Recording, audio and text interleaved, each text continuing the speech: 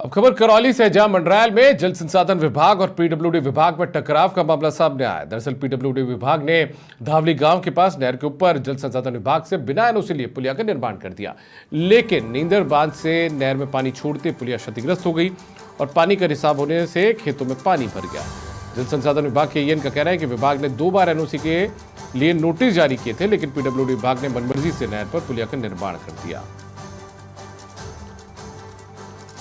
तो सरकार के 2 सरकारी महकमों के बीच खींचतान का ये पूरा मामला है। मामला करौली का है, जहां पर मंडरायल में जल संसाधन महकमा और पीडब्ल्यूडी विभाग में ऐसी रार छिड़ चुकी है। दरअसल पीडब्ल्यूडी विभाग ने धामली गांव के पास नहर के ऊपर जल संसाधन विभाग से बिना एनओसी लिए एक पुलिया का निर्माण कर दिया।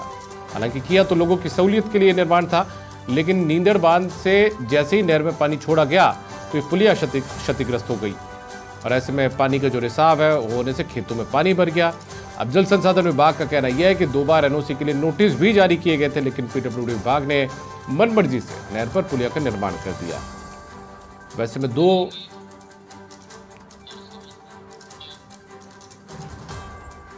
गई है, उनके द्वारा जो पुलिया बनाई गई है उसके नीचे से सीपेज हो रहा है तथा साइडों से नहर टूट गई है, जिससे काश्तकारों के खेत में पानी भर गया है और नहर संचालन में भी दिक्कत आ रही है। टेल वाले काश्तकारों को पानी देना जाना इस स्थिति में संभव नहीं होगा। क्या उनके लिए सूचना दी गई है? अब उनके लिए पहले भी 2 नोटिस जारी कर दिए गए थे, आज भी नोटिस जारी कर दिया गया है। सहायक अभियंता द्वारा मौके पर आने की बात कही गई है। अवनीश पाराशर ज्यादा जानकारी के साथ करौली से हमारे संवाददाता जुड़ चुके हैं। अवनीश, इससे बड़ी विडंबना की बात नहीं कही जा सकती कि सरकार एक है, लेकिन सरकार के 2 सरकारी महकमे जो हैं उनके बीच की आपसी खींचतान, उनके बीच में एक दूसरे को एनओसी नहीं देना, एनओसी के लिए आवेदन नहीं करनी, तमाम ऐसी पेचीदगियां जिसका खामियाजा कहीं ना कहीं जनता को उठाना पड़ रहा है। देखिए, ये पूरा दीपक जो मामला है वो मंडरायल का है और फिलहाल जो कल यानी कि अभी जो बीता हुआ दिन गुजरा है उसमें नीदर बांध से पानी छोड़ा गया था और पानी छोड़ने के बाद जो धावली और करणपुर सड़क मार्ग है वहां पर एक पीडब्ल्यूडी विभाग द्वारा नहर के ऊपर एक पुलिया का निर्माण किया गया था और पुलिया निर्माण के दौरान जो जल संसाधन विभाग के अधिकारी हैं उनका आरोप है पीडब्ल्यूडी विभाग के ऊपर कि उन्होंने उसकी इस बारे में कोई भी एनओसी नहीं ली। उस वजह से जो नहर का जैसे ही पानी छोड़ा गया, नहर के पानी छोड़ने की वजह से जो पुलिया है उसमें पानी रिसाव हो गया और खेतों में पानी घुस गया। खेतों में पानी घुसने के बाद जो वहाँ के किसान है उन्होंने विरोध जताया। विरोध जताने के बाद जो जल संसाधन विभाग के अधिकारी है वो मौके पर पहुंचे और वास्तु स्थिति का जायजा लिया।